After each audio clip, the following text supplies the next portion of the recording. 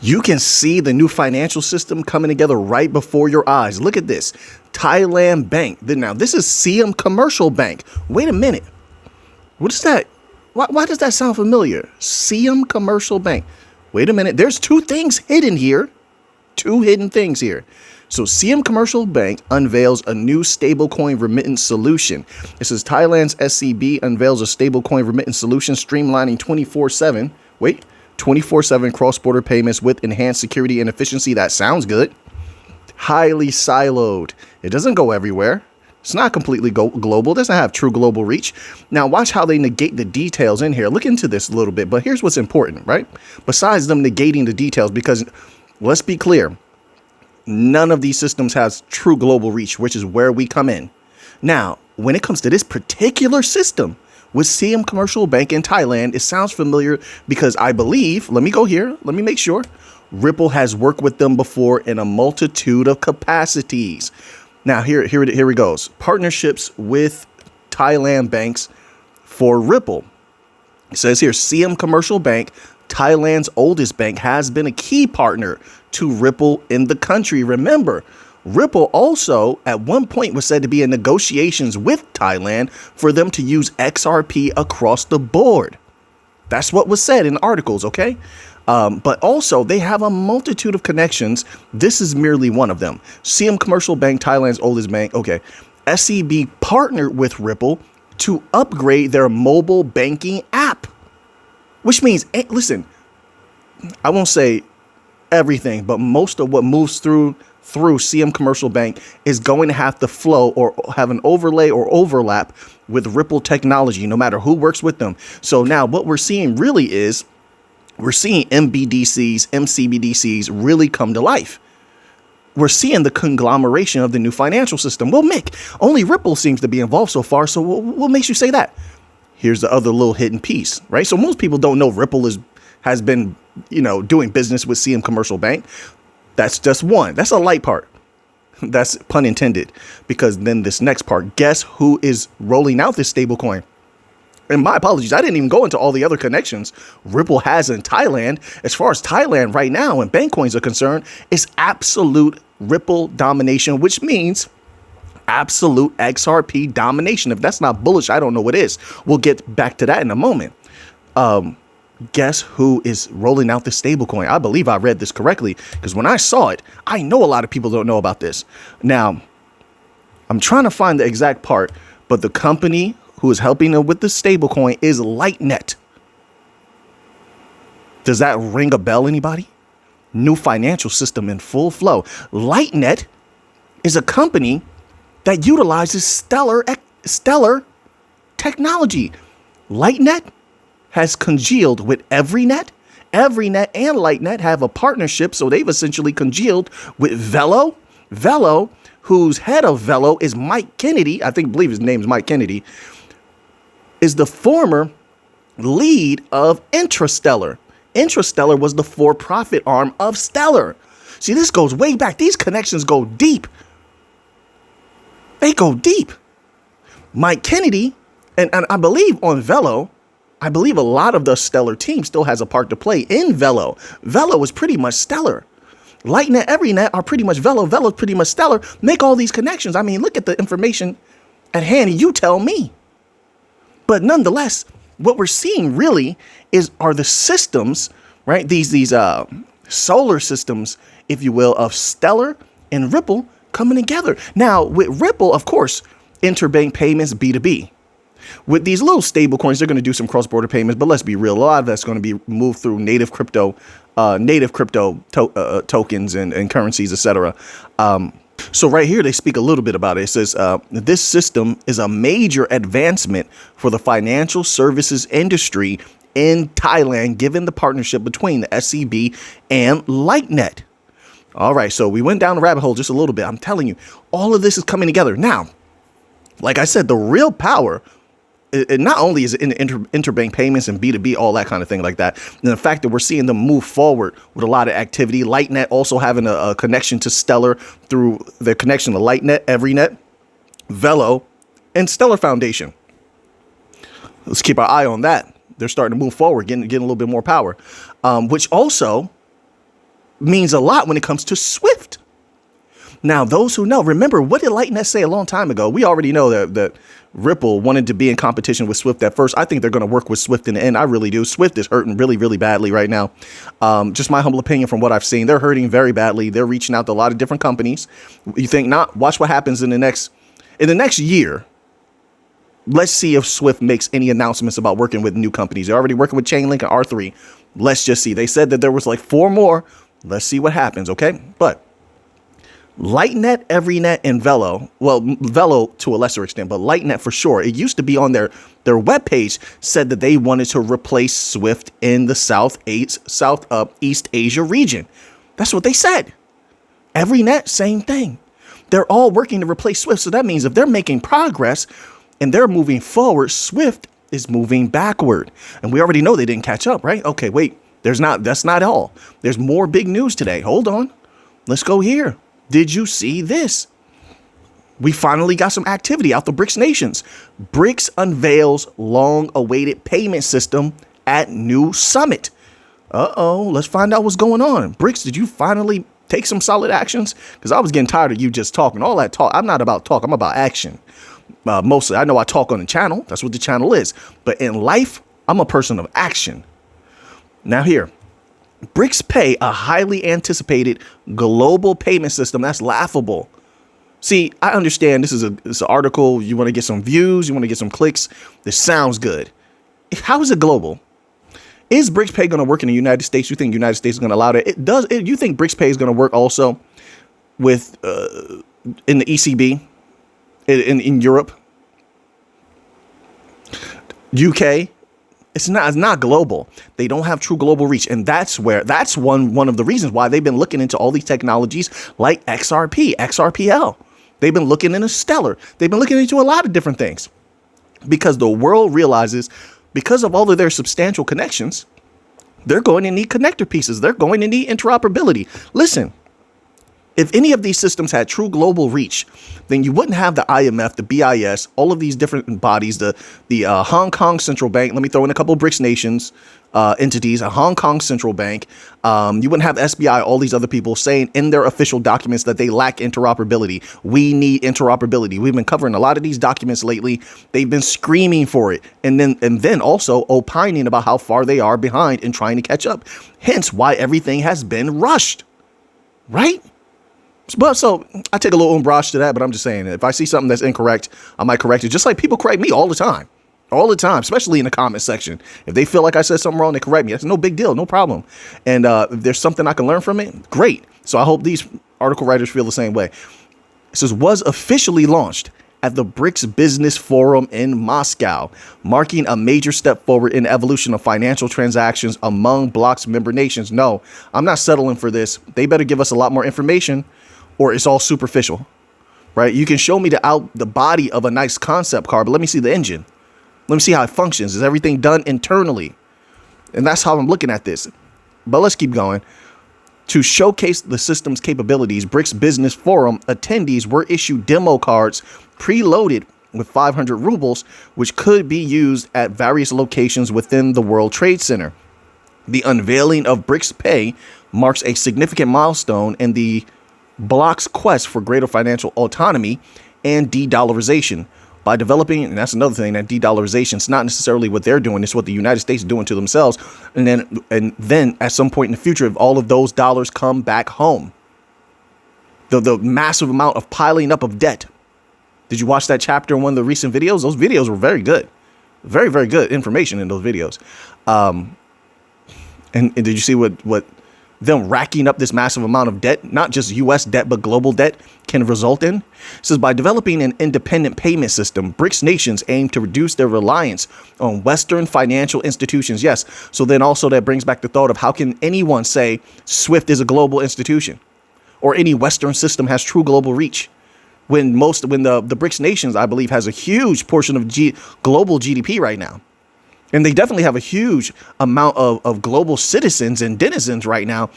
So if they control a huge swath of the world, then there is no one system that has true global reach. They're going to need a connector, a neutral connector in the middle. That's where you get the new financial system. Utility coins are more bullish than ever, By developing an independent system, okay, we read that little piece. Quote, full control over financial resources is necessary for countries to achieve true sovereignty. This pursuit is a shared goal among nations. They're not going into details. This does not bring confidence in someone like me. You can't just tell me, hey, we made a new car. Hey, we have this Lambo. Show me the inside. Let me see the engine. Let me sit inside real quick. Let me play around and put a few pieces. Put the documents on the table so we can look at the white paper and say, okay, this is how it functions.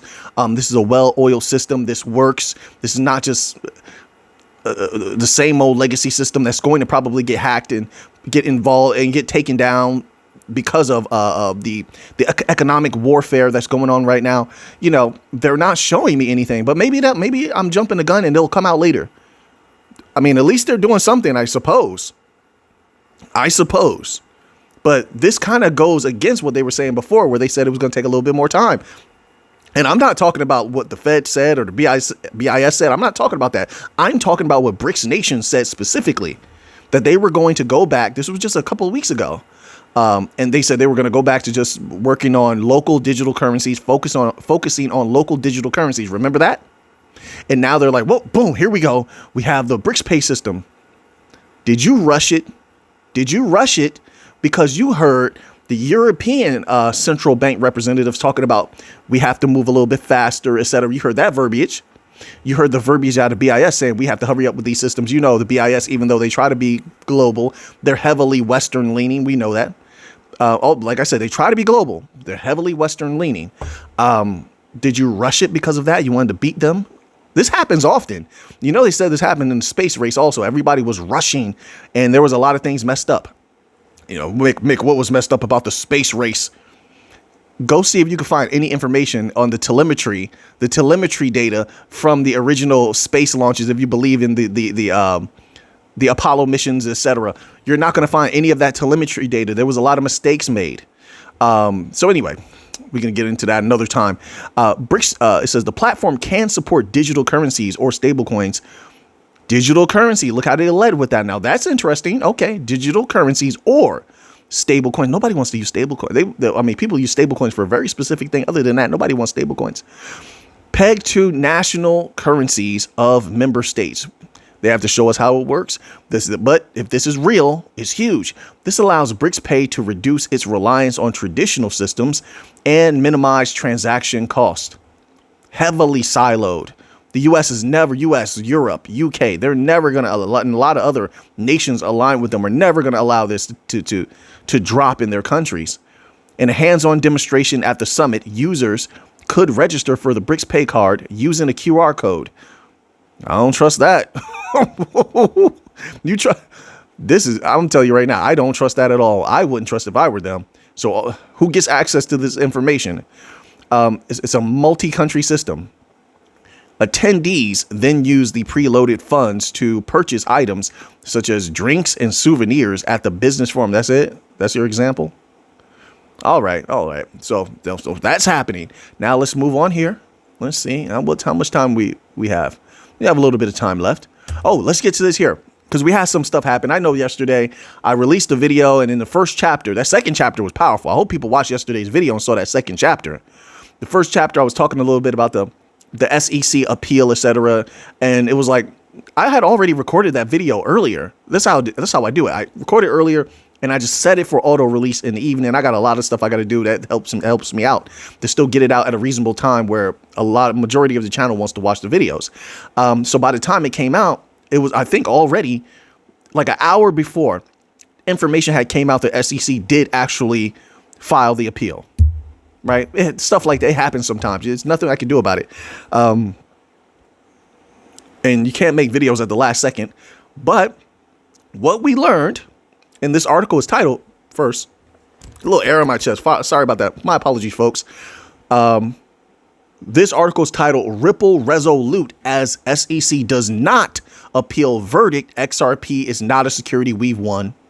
All we need is for Ripple to get through this. They are a key player. They just have to get through their little part. And then we are ready to fly. People have no idea how epic this is. XRP is in the clear officially and forever. We have governments waiting to use XRP, banks waiting to use XRP, regular people waiting to use XRP, RWA, interbank payments, B2B. 1 year, there's nothing. I mean, I don't know if it's going to be a year, right? Because now I'm hearing different dates now. Some are saying the middle of 2025, something like that. I don't know. Let's read a little bit of this article here, but I'm telling you right now, this is all looking really, really good. My humble opinion, you could disagree. Ripple said there are no surprises in the U.S. Securities Exchange Commission's last-minute civil appeal pre-argument statement filing in their ongoing legal battle. On October the 17th, the SEC took a step further to appeal specific elements of Judge Annalisa Torres's ruling that we know. Let's skip that little piece. What is the SEC appealing? The SEC's filing reveals that the regulator is not disputing the ruling regarding XRP sales to retail investors, which is that's going to be great for a lot of other coins that have similar use cases, right? How can they be a security if XRP is not? And they're so close in what they do. But anyway, let's continue on here. Through exchanges, instead, it focuses its appeal on other critical aspects of the decision. According to the document, the SEC plans to contest Ripple's programmatic sales of XRP on digital trading platforms. Really? And its distribution of XRP to employees and other parties. Let me not say that. SEC really, I'm telling you what, I don't get upset often. I really don't. They upset me. They do. See, in life, folks, let me tell you something about power and strength. Power is staying calm. Strength is staying calm and with a clear mind. That's strength. It takes a lot to do that. Anybody can get upset and just rage and anybody can do that. All right. So now the SEC also outlined its intent to pursue Ripple executives Brad Garlinghouse and Chris Larsen. The agency accused both of allegedly aiding and abetting XRP sales on digital platform. They've gone insane and intends to. Hold on. Hey, politicians, let me have your ear for a moment. I thought all of you loved XRP now. Can you please get these dogs off of our necks? Right? Because this affects retail investors. You do know that, right? Can you get unleash your dogs, politicians? I thought you all loved that. Oh, you love crypto now. You're going to do such good things for crypto. Do it now. Do it now. Man, I don't know. There's so many false and fake things in this world. I just get tired of it all. Don't you get tired of it? I get tired of that, man. And it's, it's very tough for someone like me because I like to be in charge of myself. I feel like the people should be in charge of the people. We all have a say. But a lot of people don't want that. They want to give that decision over to others. And there's more of those people than there are of people like myself and you, where we call our own shots, But anyway, it says, furthermore, the SEC has requested that the appellate court review these, quote, de novo, unquote. This means the court would address legal questions without deferring to the trial court's judgment. The filing stated, quote, whether the district court erroneously granted partial summary judgment in favor of defendants, that's disrespectful, very disrespectful. With respect to Ripple's offers and sales of XRP on digital trading platforms, and Garlinghouse's and Larsen's aiding and abetting of those offers and sales were absolutely ridiculous. Karma is you know what they say karma is, right? Garlinghouse, watch how these energies move. Watch how these energies move. Right. I'll leave it at that. Garlinghouse's and Larsen's personal offers and sales of XRP and Ripple's distributions of XRP in exchange for consideration other than cash. These issues are to be reviewed de novo, unquote. My humble opinion, and that's all this is going to be right here. You can't stop us. Our rise is now. This is not about Ripple. This is not about Chris Larsen and Garlinghouse. It's not about them. It never was about them. It was always about the people. 100%. I know it. You didn't want them to rise. I heard a lot of things when I first got into crypto behind the scenes. Listen, I know how this works. I've been around the block. They don't want the people to have those millions. When the people started becoming millionaires, it was like anywhere you turn, millionaires are being made in 2021 bull run. Then you started to see certain verbiage come out in the news media. And it was very negative towards the crypto millionaires. You don't remember that?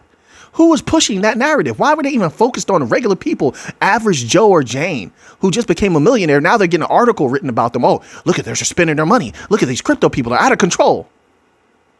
Oh, trying to paint the crypto audience as reckless, etc., or in a negative light, when there is no general crypto audience. They're all from every people. Listen, from having a channel, I know there's crypto people from all over the world, different cultures. I have people that show me a lot of love from the UK, Australia, Africa, China, India, Latin America, United States. There is no general crypto crowd. It wasn't about, it was all about regular people. Let me tell you something, folks. People from the bottom. They didn't have to even become millionaires. They were making hundreds of thousands of dollars in that 2021 bull run. The people at the top did not like that. They never saw anything like it before. Right? So they had to start going after a lot of these companies. I'm not just taking it. I'm not speaking on just Ripple. No, they're going after a lot of crypto because they had to slow that down. They want the lion's share. They want all the money, all the value. And that's why they're doing what they're doing right now, to set themselves up for this next bull run, which they're going to artificially, listen, just my humble opinion, they're going to artificially pump this one for themselves because they know they've chased away a lot of retail. They know it. It's my humble opinion. You don't have to agree with me, folks. They don't want a lot of people becoming millionaires this time. That's number one. And they want all the money this time. That's number two. So this battle here continues on because of the people. It's not about Garlinghouse and Law. I think they're going to get, at the worst, they get a slap on the wrist. And Ripple gets a slap on the wrist, just like we just saw almost happen. Oh, we get a fine. Oh, man, they get a fine. And guess what? They're going to move on. Everybody's going to move on except retail. A lot of retail people who either got chased away or got destroyed. You see? When you look at who suffers the most, you find out who it was really about. But we're going to win this fight.